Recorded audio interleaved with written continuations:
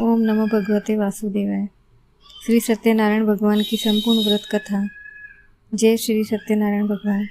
एक समय नैमिषारण्य में सौनक आदि 88,000 ऋषि मुनियों ने सूत जी से पूछा, हे महात्मा, कलयुग में मनुष्य अनेक प्रकार के दुख, रोग, दरिद्रता और मानसिक कष्टों से घिरा रहेगा। ऐसे समय में कौन सा सरल व्रत और पूजा है जिससे भगवान प्रसन्न होकर भक्तों के सभी कष्ट दूर करें? सूत जी ने कहा, हे ऋषियों, आपने अत्यंत कल्याणकारी प्रश्न पूछा है। ये वही कथा है जो भगवान विष्णु ने देव ऋषि नारद को सुनाई थी। एक बार देव ऋषि नारद जी पृथ्वी पर भ्रमण कर रहे थे। उन्होंने देखा कि मनुष्य अनेक प्रकार के दुखों से पीड़ित है। वे तुरंत बैकुंठ धाम पहुँचे। भगवान विष्णु से बोले, हे प्रभु, कलयुग के प्राणी दुखी हैं, उनके उद्धार का सरल उपाय बताइए।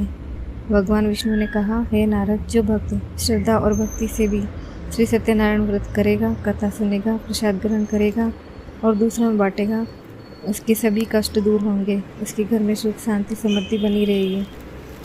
इसके बाद भगवान ने अनेक उदाहरणों के माध्यम से इस व्रत का महत्व बताया। सबसे पहले काशी नगरी में एक निर्धन ब्राह्मण रहता था। वह अत्यंत गरीब था, भिक्षा मांगकर अपना जीवन चलाता था।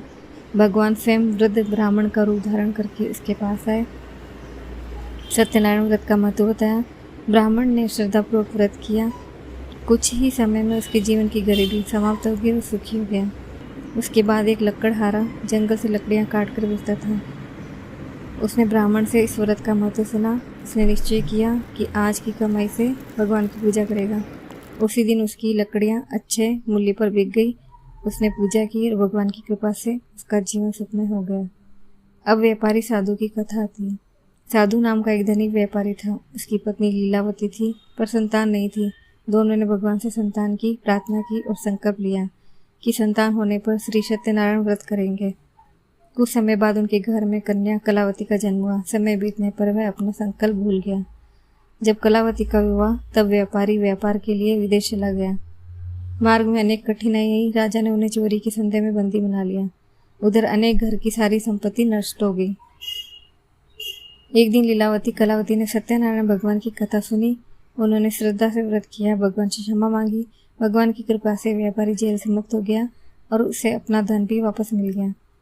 वापसी के समय भगवान ने साधु व्यापारी की परीक्षा ली। उन्होंने साधु का वेश धारण कर, नाव में क्या है?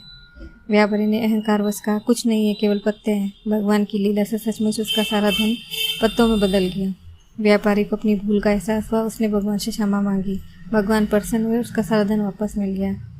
एक और प्रसंग राजा तुंगध्वज का है। राजा शिकार से लौटते समय सत्यनारायण भगवान की पूजा होते देख वहां पहुंचा, पर उसने न तो भगवान को प्रणाम किया, न प्रसाद ग्रहण किया। इस कारण उसका राज्य, धन, परिवार संकट में पड़ गया। बाद में उसे अपनी भूल का ज्ञान हुआ। उसने श्रद्धापूर्वक भगवान की पूजा की, प्रसाद ग्रहण किया और भगवान की कृपा से सब कुछ पुनः प्राप्त हो गया। इस प्रकार भगवान सत्यनारायण अपने भक्तों की परीक्षा भी लेते हैं, उनकी श्रद्धा देखकर उन पर असीम कृपा बरसाते हैं।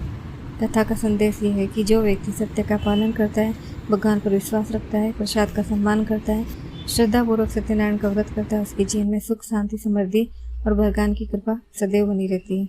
तो बोलिए श्री सत्यनारायण भगवान की जय, लक्ष्मी नारायण भगवान की जय।